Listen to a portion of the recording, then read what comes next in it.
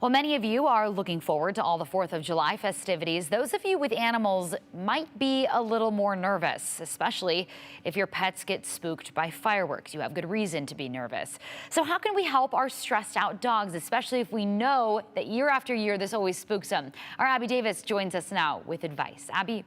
Morgan, we got that advice from the Idaho Humane Society about what dog owners can do.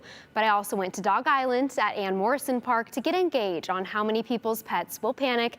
And honestly, it's less than I thought.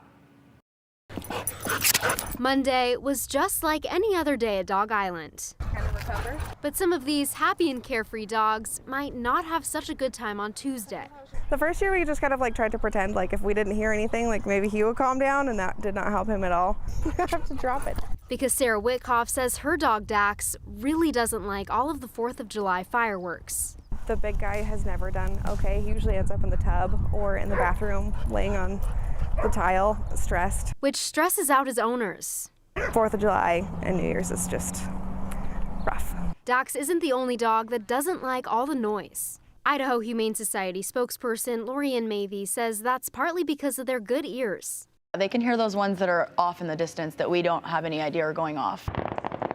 So Mavey has some tips for people with sensitive dogs, like staying at home with them. That's the environment that they know and that they're familiar with. And making sure they're distracted. Having a quiet room that has white noise, maybe you want to have a fan set up. If it gets really bad, Mavey says buying a weighted vest or giving them some medicine are also good ideas.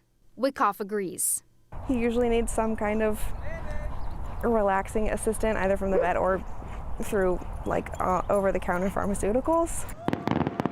Of course, not all dogs need help getting through the holiday. We've had Cody out at fireworks before, and he did just fine. Some owners, like Donald Young, aren't even sure if their dog likes fireworks. This would be his first one. I think he'll do good. If he doesn't, there's lots of advice around Dog Island.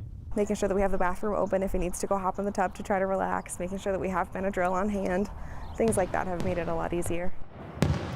Mavey says it's a good idea to make sure your contact info is somewhere on your animal because they might get scared and run away. She just said that's an unfortunate reality. But if that happens, Mavey said that you can check the Humane Society on Wednesday. They will reopen then because that's where she also encourages people to drop off lost pets. So also be on the lookout if you see any dogs or cats or any other animal around. Yeah, it's not just dogs, it's cats. I know some people's horses get spooked too. So that is a very popular time of year, July 5th and the day after New Year's, for lost pets to come into the Humane Society. So they'll be busy. Abby, thank you.